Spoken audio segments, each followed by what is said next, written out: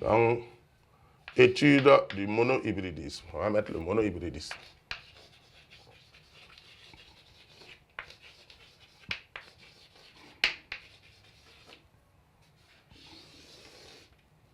Le monohybridisme, c'est simplement l'étude de la transmission d'un seul caractère, c'est-à-dire la transmission d'un couple d'allèles. Maintenant, dans le monohybridisme, on va avoir le monohybridisme avec dominance et le monohybridisme avec codominance ou à dominance intermédiaire. Donc, nous allons commencer par le monohybridisme avec dominance. Donc, petit 1.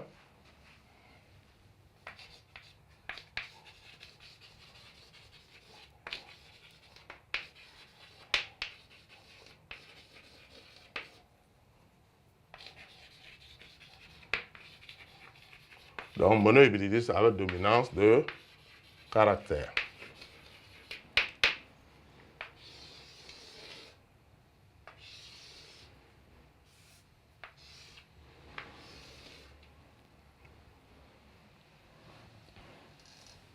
Donc, on va prendre un exemple que Mendel a bien étudié pour bien sûr mieux expliquer. Donc, nous avons ici un exemple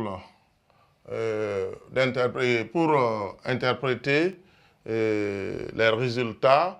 Et donc, on va d'abord analyser. Donc, l'énoncé nous dit quoi? Que Mendel croise deux variétés pures de pois, l'une à graines lisses et l'autre à graines ridées. À la première génération F1, donc la première génération c'est F1, il découvrit uniquement des graines lisses. Et ensuite, les graines lisses ainsi obtenues sont croisées entre elles. C'est-à-dire qu'il va s'aimer ces graines, il va donc, après les avoir sémées, il va donc, si vous voulez, au niveau de la pollinisation, quand ces graines vont se développer, pousser des fleurs, il va faire une pollinisation donc, entre ces types de graines. Les graines lisses, qui est F1 hybride qu'il a sémé, il va donc prendre les graines de pollen là, aller mettre sur le stigmate et avoir les résultats. Donc c'est une autofécondation. Donc il va obtenir récolté en F2, donc une deuxième génération F2, 7324 pois, dont 5474 lisses et 1850 donc, graines ridées. Et on demande donc d'analyser et d'interpréter donc ces résultats. Donc nous allons bien sûr commencer par l'analyse. Donc si nous appelons donc la résolution donc, de cet exercice, donc analyse. Donc ici, pour analyser cette expérience que Mendel a réalisée réellement, donc nous allons donc tout simplement noter que on a ici, on constate que les graines que Mendel a croisées, les plantes que Mendel a croisées, les pois que Mendel a croisés diffèrent par un seul caractère. Et ces deux plantes croisées diffèrent par un seul caractère, et c'est le caractère, bien sûr, qui est l'aspect des graines, n'est-ce pas? Et donc, ces deux plantes-là diffèrent par un caractère qui est l'aspect des graines. Donc, ici, il s'agit de supposer que nous sommes dans un cas de monohybridisme, puisque ces deux plantes croisées-là ne diffèrent que par un seul caractère, et on suppose que ce caractère est sous le contrôle d'un seul gène. Voilà, il est gouverné par un gène, donc on va supposer qu'on est dans un cas de monohybridisme. Ensuite, on remarque qu'en F1, on va obtenir uniquement des graines lisses. F1, on a uniquement des graines lisses.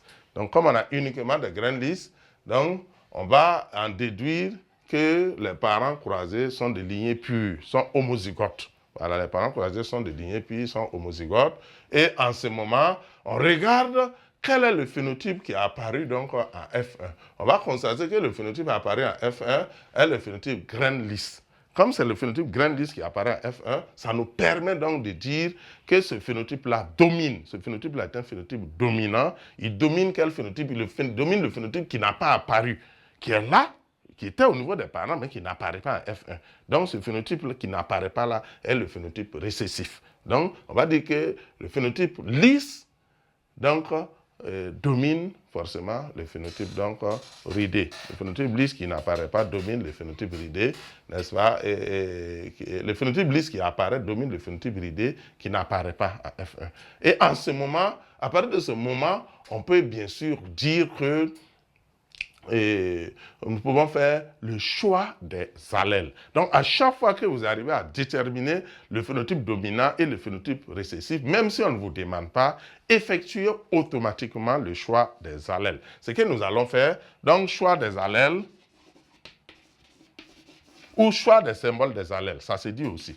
Choix des allèles ou choix des symboles des allèles. Donc, comme on le constate, grande liste domine. Donc, nous allons par rapport à ce qu'on a dit dans la convention, donc on prend grand L comme l'allèle responsable du phénotype dominant grande lisse.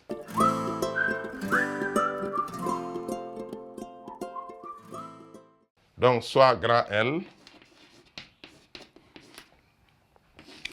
l'allèle dominant responsable du phénotype grande lisse.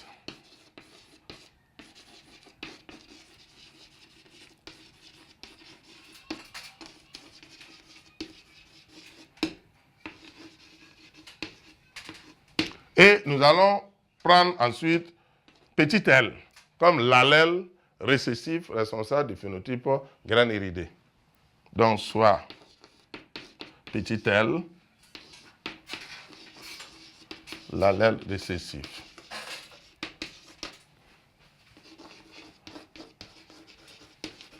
Responsable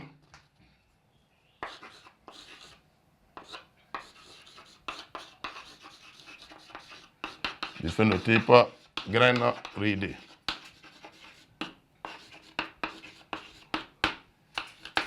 Donc, voilà le choix des allèles. Donc, nous avons fait le choix des allèles.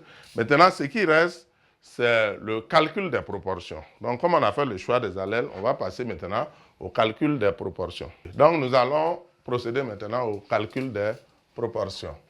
Donc, calcul des proportions.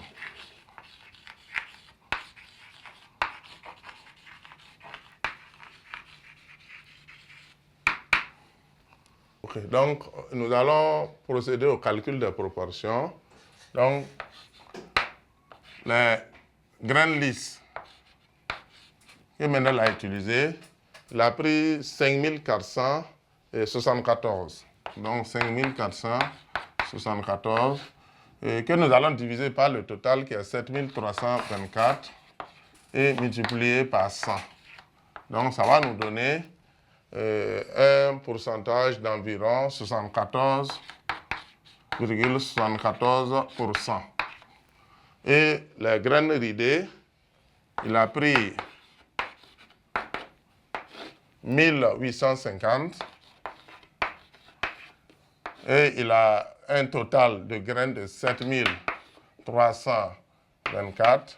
Il a multiplié par 100 pour trouver le pourcentage et on va trouver à peu près 25,26%.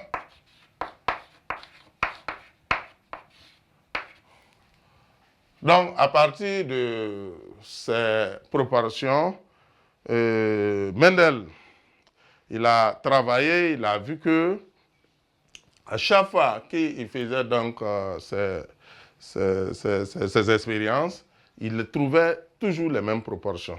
Ce qui lui a permis donc d'énoncer, et donc à chaque fois qu'on a ces valeurs, dans tous les cas en génétique, vous allez voir que très souvent on va se référer à des proportions qui vont correspondre à des types de croisements.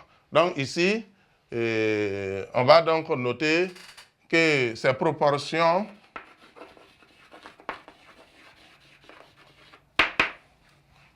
sont, ces proportions, je vais les reprendre, 74,74% et 25,26% sont statistiquement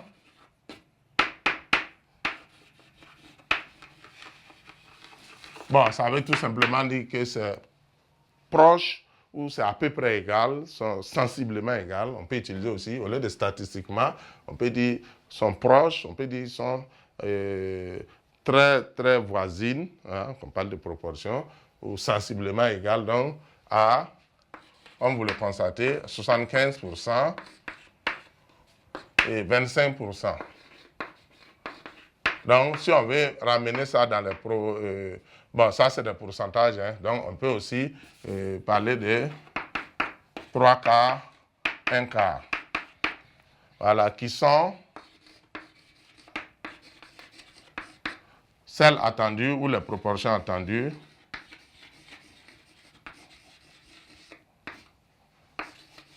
dans une F2. Une F2, c'est une deuxième génération de monohybridisme.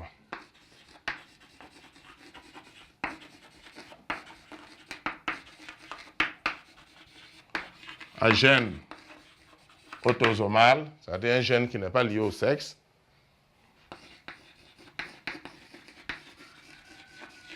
avec donc dominance de caractère. Avec dominance de caractère.